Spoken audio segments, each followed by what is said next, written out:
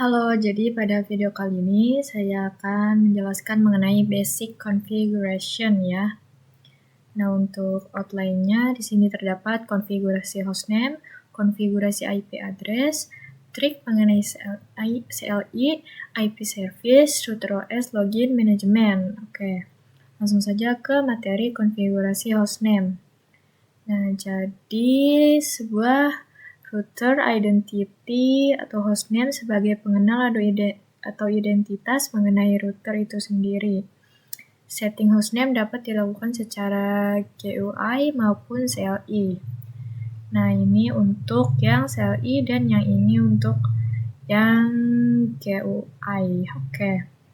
Langsung saja saya akan mencoba untuk mengubah hostname-nya. Nah, di sini saya sudah login ke Winbox untuk mengubah hostname-nya. Ini kan masih Mikotik. Oke, kita ubah ke sistem, lalu identity. Nah, ininya kita ubah sesuai dengan yang kita mau ya. Misalkan ini, apply lalu oke. Nah, ini sudah berubah yang tadinya Mikotik. Jadi seperti ini. Oke, nah, untuk ke yang cell I-nya, bisa ke new terminal, lalu ini enter saja, kemudian Ctrl C. Oke, lalu ketik sistem identity. Oke, nah di sini kemudian coba print. Nah, ini kegunaan dari print adalah untuk melihat isi dari sistem identity-nya. Oke, ini namanya ya. Sudah diubah berdasarkan GUI. Nah, untuk yang CLI-nya ya set name sama dengan strip. Oke. Nah, ini sudah berubah ya. Oke, seperti itulah untuk materi yang pertama. Nah, untuk materi yang kedua, kita ke IP address configuration ya. Untuk membuat IP address pada perangkat routerboard itu bisa menggunakan setting secara GUI maupun CLI. IP address adalah alamat yang mengidentifikasi sebuah perangkat ya. Jadi ini secara GUI ya. Oke, kita coba ke Winbox-nya. Nah, di sini kita masuk komen garis miring saja. Lalu, oh ya maaf, kita ke GUI dulu ya. Untuk masuk ke tampilan IP-nya bisa di sini IP lalu addresses ya. Nah, di sini banyak ya, terdapat 3 IP address yang sudah saya gunakan. Oke. Nah, sekarang saya akan mencoba untuk menambah IP address melalui CLI ya. Bisa ke new terminal. Lalu ini continue saja. Masuk ke menu IP address. Oke, lalu print.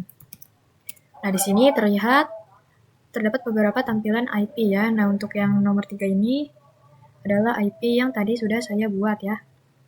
Itu 192.168.77.1 dengan slash 24. Oke. Dan interface-nya adalah Ether 2. Nah, dikarenakan di sini kan terdapat banyak IP ya, saya akan mencoba menghapus yang nomor 1. Oke. Ini ya. Kita coba remove numbers sama dengan nomornya adalah nomor 1 ya. Print. Apa itu? Print. Oke, nah ini untuk yang Ether 1-nya, Ether 3-nya sudah tidak ada ya. Saya pun tidak tahu kenapa banyak sekali IP-nya. Oke, kita coba mengubah IP yang tadi dibuat di GUI. Maaf, itu tadi salah ya perintahnya. Yang benar itu set numbers sama dengan to, lalu address-nya. 192.168.88.1/24. Nah, coba print ya. Nah, ini sudah berubah ya IP-nya yang tadinya 192.168.77.1, sekarangnya menjadi 192.168.88.1.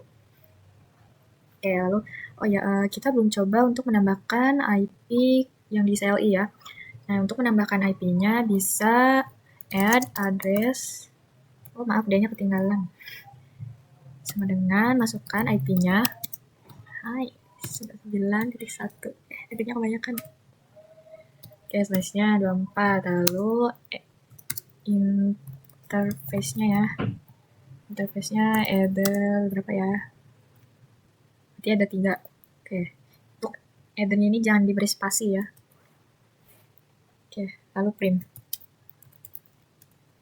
Nah, di sini sudah terdapat ada 3 IP ya. 4 dong. Selanjutnya saya akan membahas mengenai disable dan enable. Oke. Ups, di sini kita ke yang addresses lagi. Untuk melihat, kita ke yang header 3 deh. Nah, untuk disable dan enable itu bisa dilihat dari sini ya. Yang ini untuk disable dan yang ini untuk enable. Oke, kita coba disable ya untuk header 3. Nah, ini menjadi silang ya. Kita coba enablekan lagi. Nah, ininya jadi menyala. Nah, untuk di CLI-nya seperti ini kurang lebih. Oke, kita lihat nomornya ya di sini. Di bawah tanda hashtag itu ada nomor. Kita coba untuk disable. Disable numbers sama dengan 3. Print. Nah, ininya menjadi tanda silang ya. Tidak enable. Oke, kita enablekan lagi. Enable numbers sama dengan 3. Print. Nah, ini menjadi menyala kembali ya. Selanjutnya kita mencoba untuk masuk ke trick about CLI ya. Jadi di dalam CLI MikroTik ini terdapat beberapa shortcut ya, sama seperti Linux. Kayak jalan pintas gitu ya. Nah, misalkan seperti ini ya. Saya ingin masuk ke menu sistem. Nah, lalu ke identity. Nah, di sini saya sudah masuk ke identity ya. Sistem identity. Oke. Nah, bagaimana caranya agar ketika sedang di CLI itu kita keluar tanpa harus ribet-ribet gitulah. Nah, untuk shortcutnya itu tinggal klik slice saja. Nah, ini sudah masuk ke tampilan awalnya ya, bukan ke tampilan yang identity. Oke, misalkan kita ke sistem identity lagi.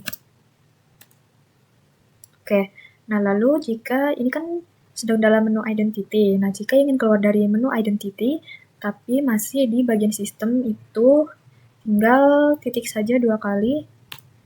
Nah, lalu sudah keluar dari menu identity, oke? Nah, misal lalu ada lagi ya untuk interface. Nah, biasanya kan diketik lengkap seperti ini ya. Namun ada shortcutnya. Tinggal ketik int, lalu mengklik tombol tab di keyboard. Nah, sudah menjadi interface ya, jadi tidak perlu mengetik lengkap-lengkap lagi. Oke, selanjutnya itu ada IP service. Nah, untuk IP service itu adalah berbagai cara untuk masuk atau login ke dalam router OS. Nah, dapat juga digunakan dalam membatasi user untuk login dari salah satu service dengan cara mematikan atau mengubah nilai port pada service tersebut. Nah, untuk IP Service Lab itu di sini saya akan mencoba mempraktekannya. Di antaranya ada disable semua service kecuali SSH dan Winbox ya. Nah, ini disable semua service ini ya. Mulai dari FTP, kecuali SSH dan Winbox. Lalu mengubah port SSH menjadi 9022 dan Winbox menjadi 3000 ya. Lalu login kembali ke router menggunakan default port dan login kembali ke router menggunakan port yang sudah diubah. Oke, di sini saya coba untuk prakteknya terdapat di IP lalu bagian services. Nah, di sini kita coba menonaktifkan, banyak sekali ya.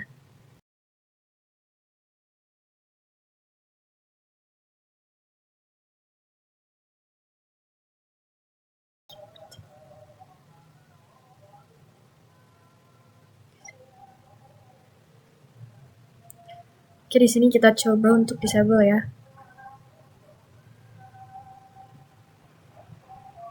Nah, ini kita klik kanan. Sebentar ya.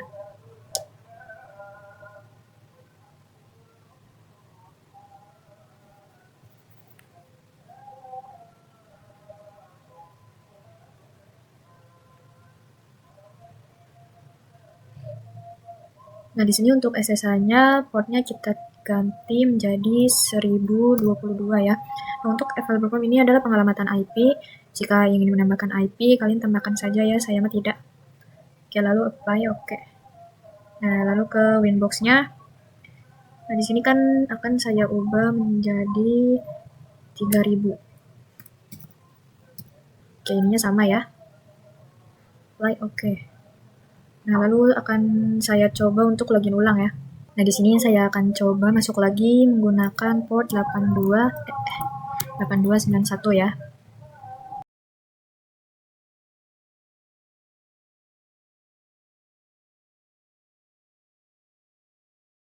Gagal guys, kita kesini aja ya.